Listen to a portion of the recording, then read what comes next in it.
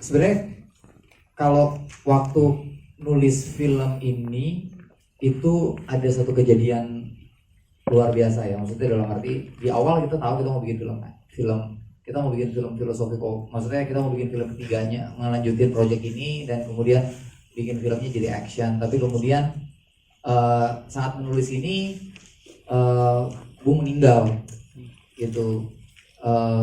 Tadinya kita pengen bikinnya sebenarnya agak komedi, ya kan? Maksudnya ini kita lagi masa saya Ciko sama Rio kalau di kantor tuh kerjanya kan tembak-tembakan, beli senapan airsoft gun di online gitu. Waktu Rinjani sama Tambora di casting aja kita kasih senjata terus kita kejar-kejar di main tembak-tembakan gitu. Water gel gun gitulah. Jadi sebenarnya pengennya lucu-lucuan. Tapi kemudian proses kreatifnya berubah drastis ketika Bung meninggal. Itu mungkin masa yang paling membingungkan yang pernah saya ingat sepanjang hidup saya gitu ya. Maksudnya saya masih live Instagram sama Bung tuh 4 hari sebelum dia meninggal gitu. Maksudnya secepat itu dan dia orang yang paling mungkin nggak pernah mau kelihatan sulit di antara teman-teman. Jadi nggak pernah cerita kalau sebenarnya dia tuh sakit parah gitu. Dia bilang dia sakit tapi kita nggak pernah tahu kalau sakitnya. Terus tiba-tiba nggak ada aja. Wah tuh hidup kayak orang bego 3 bulan sih. Bego total gitu yang nggak ngerti mau ngapain. Sampai akhirnya kita ngumpul, saya sama Ciko sama Rio ngobrol.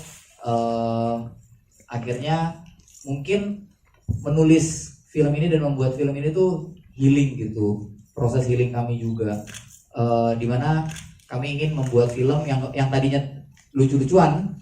Makanya kenapa sebenarnya masih ada sisa tuh dari lucu-lucuan ya teman-teman. Makanya kenapa nama penjahatnya masih ada Gele, kenapa nama penjahatnya masih ada Encek, masih ada Tubir, karena awalnya memang mau lucu-lucuan. Tapi kemudian peristiwa kehilangan Bung ini yang membuat kita ngerubah semua dimensi yang ada di dalam film. Kita mau ya karena cerita itu kita ingat bahwa Bung tuh pengen bikin film action, tapi dia bilang mungkin nggak sih kita bikin film action yang ceritain tentang Indonesia gitu, bicara tentang hal yang lebih penting dibanding sekedar pembunuh bayaran atau robot dan segala macam, tapi suatu hal yang lebih penting. Mungkin ini salah sebuah upaya kami Divisi Cinema, Chris,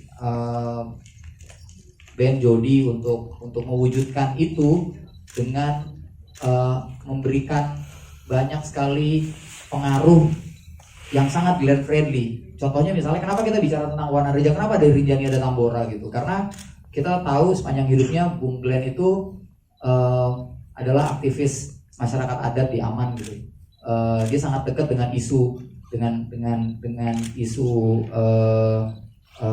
masyarakat adat. Dia sangat dekat dengan isu lingkungan hidup gitu. Bagaimana dia jadi orang terdepan waktu bikin kampanye, waktu bikin Save Aru dan melawan perusakan alam di Kepulauan Aru gitu. Dan hal-hal itu kemudian jadi memori-memori dalam kepala kami yang kemudian mau kami translate jadi cerita di dalam Ben dan Jody ini sebagai bentuk perayaan terhadap hidupnya sebenarnya.